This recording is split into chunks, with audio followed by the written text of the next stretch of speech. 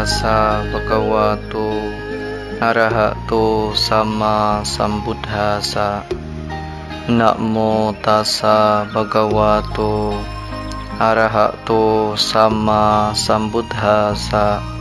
Namo tassa bhagavato arahato sama sambuddhassa. Uttithe nappamajaya dhammang sucaritang care. Dhammacari sukhang seti asming loke paramhica. Bangun, jangan lengah, tempuhlah kehidupan benar. Barang siapa menempuh kehidupan benar, maka ia akan hidup bahagia di dunia ini maupun di dunia selanjutnya. Dikutip dari Dhammapada Lokawaga, syair 168. Terpujilah Sang Buddha, Sukihoto, Namo Buddhaya. Ibu, bapak, dan saudara yang berbahagia, kembali kita dalam acara Mimbar Agama Buddha bersama saya Widya Dharmapala, penyuluh agama Buddha dari kantor Kementerian Agama Kota Kupang. Perlu kita ingat bahwasanya saat ini kita masih dalam masa pandemi COVID-19. Maka dari itu, marilah kita bersama-sama untuk terus menerapkan protokol kesehatan dan menjadi contoh di lingkungan kita masing-masing guna menjaga diri kita dari penyebaran COVID-19 dan juga menjaga orang-orang yang kita cintai dari penyebaran COVID-19. Ibu, bapak, dan saudara yang berbahagia, pada kesempatan mimbar kali ini kita akan membahas sebuah topik yang berjudul pentingnya pengendalian diri. Mengetahui berbagai peristiwa tragis yang terjadi di dalam masyarakat seringkali menggetarkan hati nurani kita dan membuat perasaan menjadi merinding dan miris, terutama dewasa ini.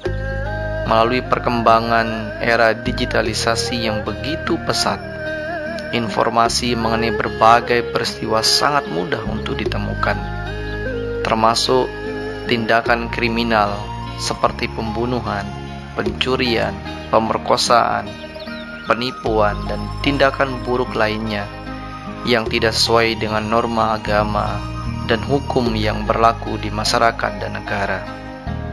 Hal demikian terjadi karena lemahnya pengendalian diri, sehingga setiap perbuatan buruk yang dilakukan dapat berdampak pada orang lain dan lingkungan. Ibu, bapak, dan saudara yang berbahagia, apa bahayanya tanpa pengendalian diri dalam lingkungan keluarga?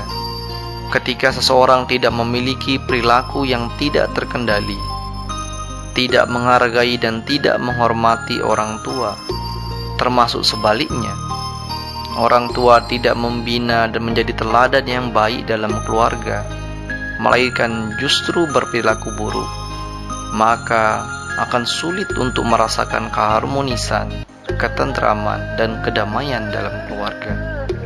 Lebih jauh dari itu, ketika seluruh masyarakat suatu negara, bahkan dunia memiliki perilaku dan tabiat buruk dengan melakukan tindakan amoral, maka dunia tidak akan pernah damai meskipun banyak agama.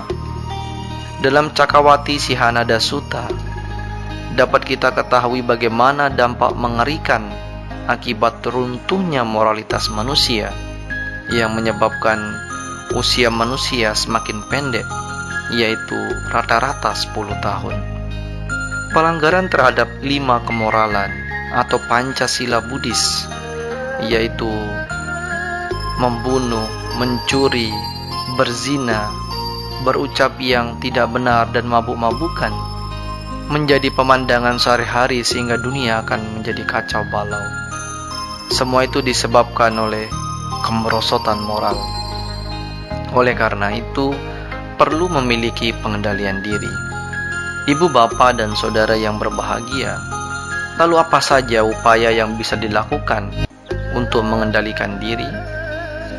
Mengarah pada usaha mengendalikan diri dari perilaku yang tidak pantas dan tidak sesuai dengan norma agama dan hukum yang berlaku di masyarakat dapat menimbulkan kerugian bagi diri sendiri dan orang lain. Dalam Dhamma Vibhanga dijelaskan bahwa ada 5 latihan pengendalian diri atau sangwara. Yang pertama adalah sila sangwara, yang kedua adalah sati sangwara, yang ketiga adalah wirya sangwara, yang keempat khanti sangwara, dan jnana sangwara. Apa itu sila sangwara? Sila sangwara adalah pengendalian terhadap perilaku dan perkataan sesuai dengan sila atau moral. Di dalam praktiknya, kita harus berusaha dengan sungguh-sungguh untuk tidak melanggar sila ini. Sila bagi umat awam ada 5 sila atau sering disebut dengan Pancasila Buddhis. Sedangkan bagi seorang biku ada Patimokkha sila. Jika kita dapat melaksanakan sila dengan murni, maka secara otomatis pula pengendalian diri kita akan berkembang. Sehingga apabila suatu saat kita akan melakukan pelanggaran sila, akan cepat dikendalikan, atau dengan kata lain, cepat dihentikan oleh pikiran, tidak sampai dilakukan.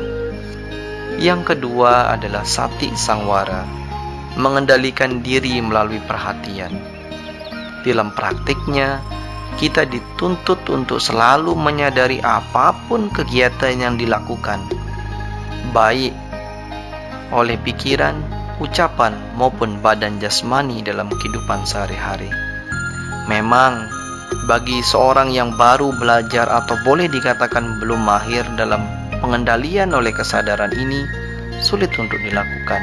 Tetapi, apabila seseorang melatih kesadarannya secara terus-menerus, entah dengan latihan meditasi anapanasati, metta bhavana, ataupun vipassana, maka kesadaran yang kuat, kokoh, tanpa tergoyahkan pun akan muncul.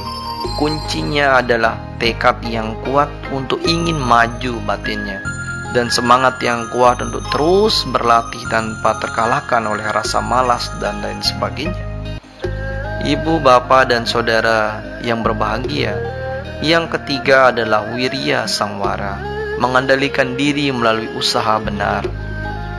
Di dalam praktiknya, seseorang harus memiliki pengetahuan yang luas mengenai beberapa hal, dan bukan hanya mengenai satu hal saja. Apabila seseorang dapat berpengetahuan luas, maka saat akan melakukan perbuatan apapun, ia akan berpikir dengan sangat teliti apa yang akan dilakukannya bermanfaat atau tidak, merugikan atau tidak, merugikan bagi diri sendiri maupun orang lain ataupun makhluk lain. Jika bermanfaat, menguntungkan bagi diri sendiri dan orang lain, maka ia akan melakukannya. Tetapi apabila sebaliknya, ia tidak akan melakukannya. Yang keempat adalah khanti sangwara. Di dalam praktiknya, kita dituntut untuk melatih ketahanan kita dalam menghadapi berbagai macam masalah yang terjadi di dalam kehidupan sehari-hari. Bertahan di sini berarti tidak bereaksi ketika mendapat tekanan dari orang lain. Tekanan tersebut dapat berwujud celaan, cacian, makian, kemarahan, dan dalam bentuk yang lain. Apabila kita mampu menahan tekanan itu tanpa menimbulkan reaksi seperti rasa jengkel, dendam, maka kita dapat terus terkendali ketika kapanpun masalah muncul, siap menerima. Ibu, bapak, dan saudara yang berbahagia, yang kelima adalah jnana sangwara. Di dalam praktiknya, kita dituntut untuk terus berusaha dengan semangat untuk terkendali dalam melakukan sesuatu, baik itu melalui pikiran, ucapan, maupun badan jasmani, sehingga apapun perbuatan yang kita lakukan tersebut tidak merugikan diri sendiri maupun orang lain. Dengan terus-menerus berusaha dengan semangat tanpa rasa malas, jenuh, bosan dalam mengendalikan diri, maka kita dapat menjalani kehidupan dengan bahagia tanpa celah. Ibu, bapak, dan saudara yang berbahagia, dari sekian latihan pengendalian diri maka kita akan mendapatkan manfaat.